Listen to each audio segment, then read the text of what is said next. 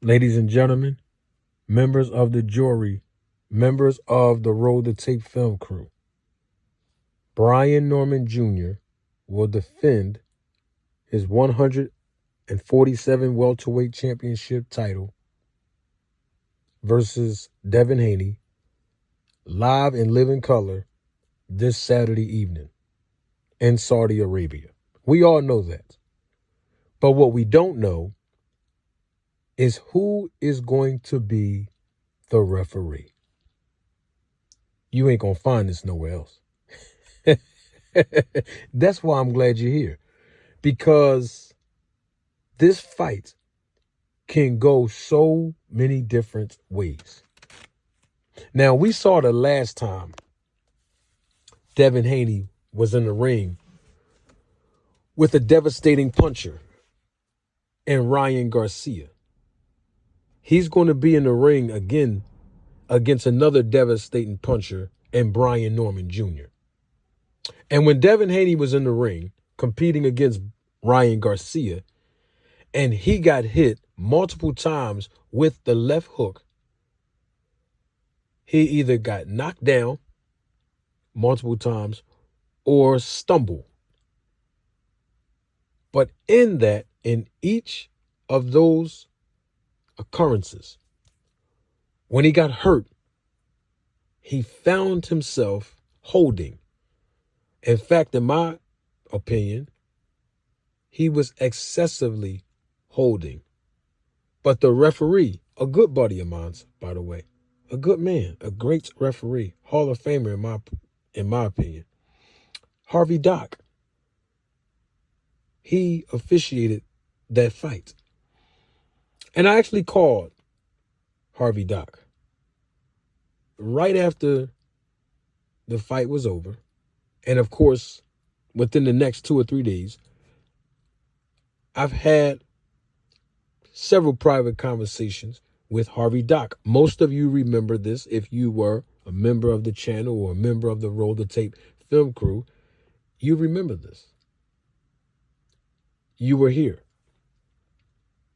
But basically, the point that I'm really raising is that Harvey Dock took a point off of Ryan Garcia. He did. But he never took a point away from Devin Haney for excessively holding. Now, he did warn Devin Haney on numerous occasions. And there's nothing wrong with holding when you're a professional boxer and you need to get your bearings together and you need to regroup. Especially when you get caught with a big shot. But when it's done excessively, that's when the referee typically steps in and give a warning, usually a soft warning, and then a more tougher warning, and then a final warning. And most of the times, there's a point that's deducted after the referee issue a final warning for excessive holding. That's why the referee in this fight between Devin Haney and Brian Norman Jr. is extremely important, extremely critical.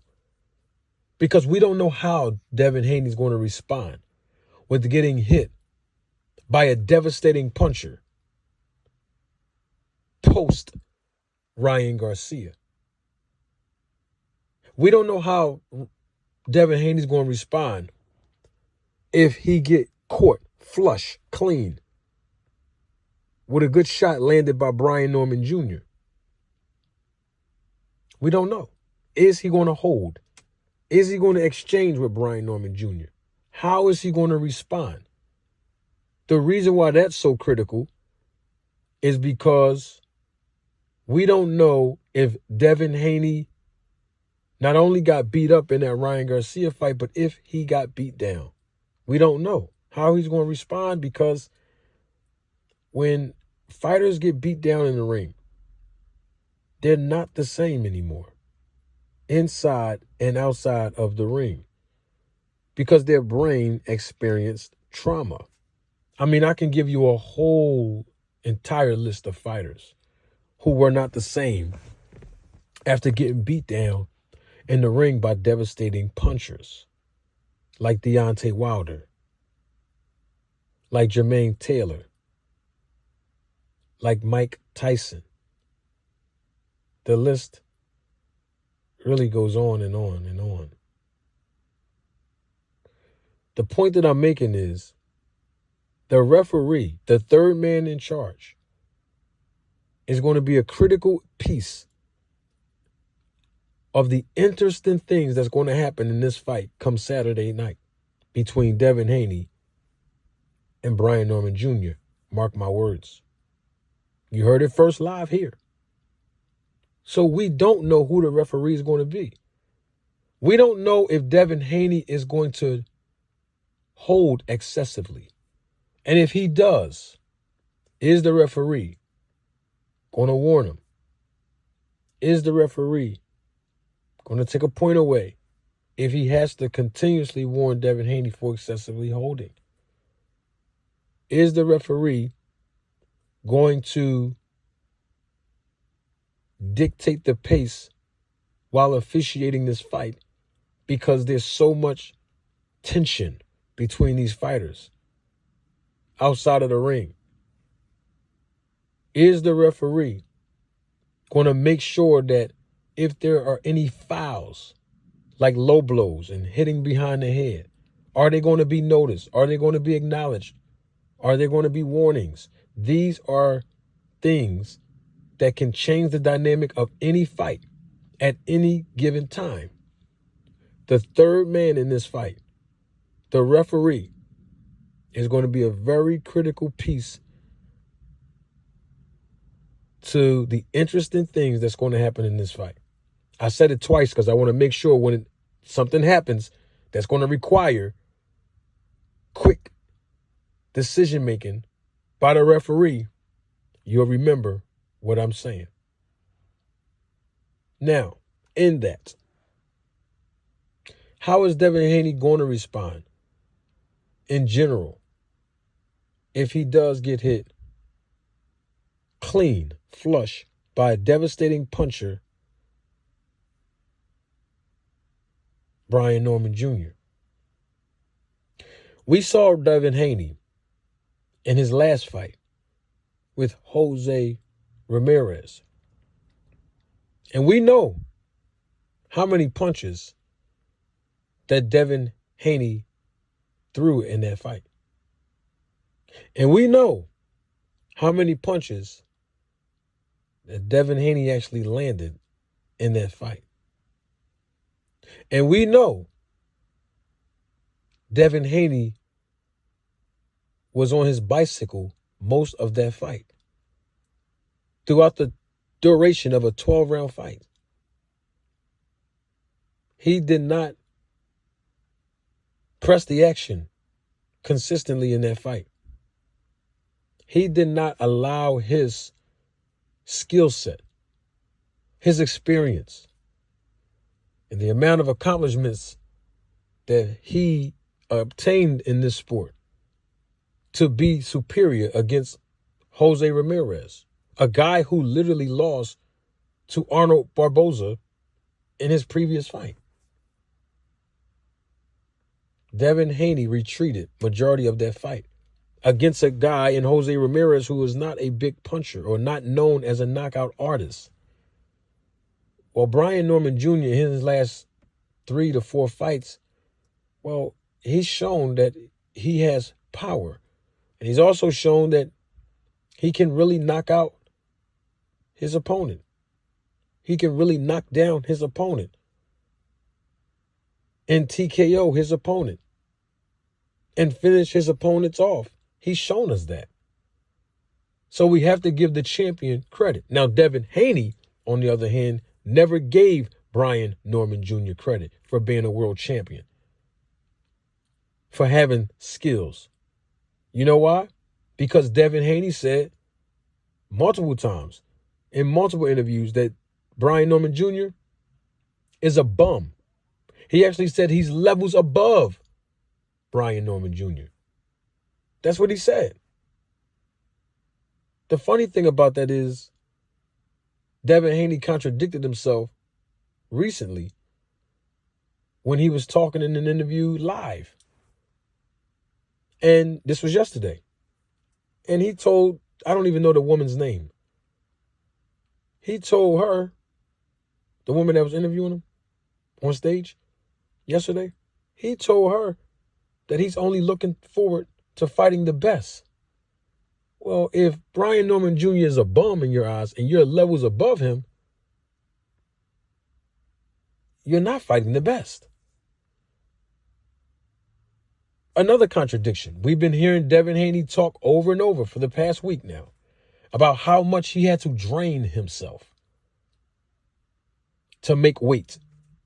Now, remember, I'm talking about in the past. I'm talking about in his previous bouts, his previous fights. But we know in the past that Devin Haney has always fought older men, older fighters in age, and smaller fighters in weight. But yet he still had to drain himself. But he didn't have the same effects happening to him that another fighter have when they have to drain themselves. Why? Because he is on the snack program.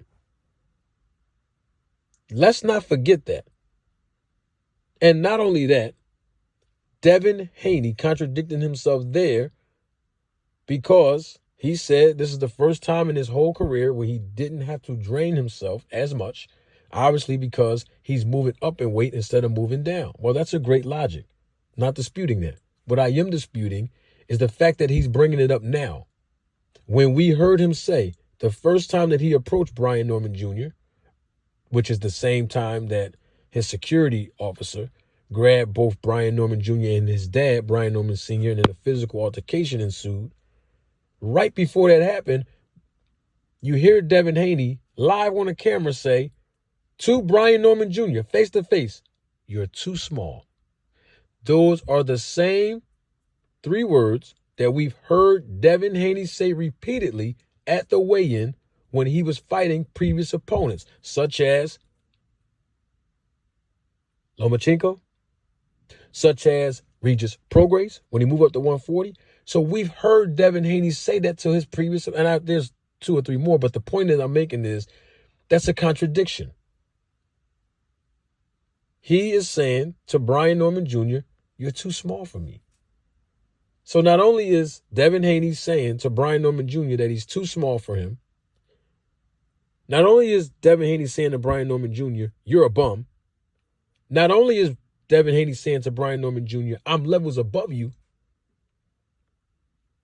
but Devin Haney is saying that he's going to win this fight in dramatic fashion come Saturday. We shall see. Is Devin Haney going to retreat?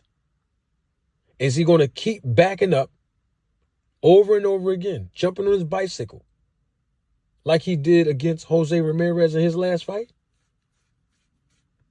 Is he going to exchange blow for blow, punch for punch with Brian Norman Jr.?